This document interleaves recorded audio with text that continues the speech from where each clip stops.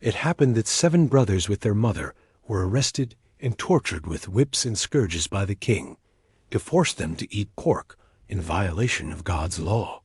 Most admirable and worthy of everlasting remembrance was the mother, who saw her 7 sons perish in a single day, yet bore it courageously because of her hope in the Lord, filled with a noble spirit that stirred her womanly heart with manly courage.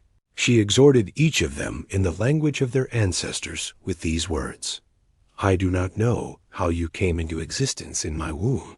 It was not I who gave you the breath of life, nor was it I who set in order the elements of which each of you is composed. Therefore, since it is the Creator of the universe, who shapes each man's beginning, as he brings about the origin of everything, he, in his mercy, will give you back both breath and life, because you now disregard yourselves for the sake of his law." Antiochus, suspecting insult in her words, thought he was being ridiculed.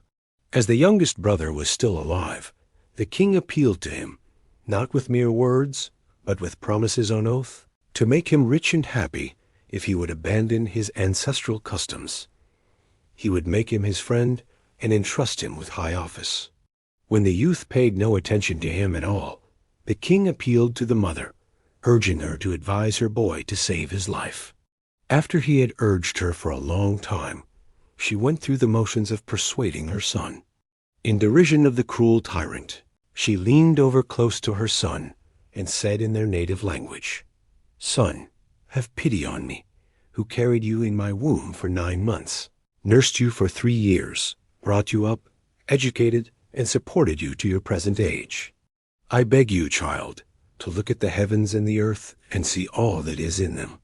Then you will know that God did not make them out of existing things.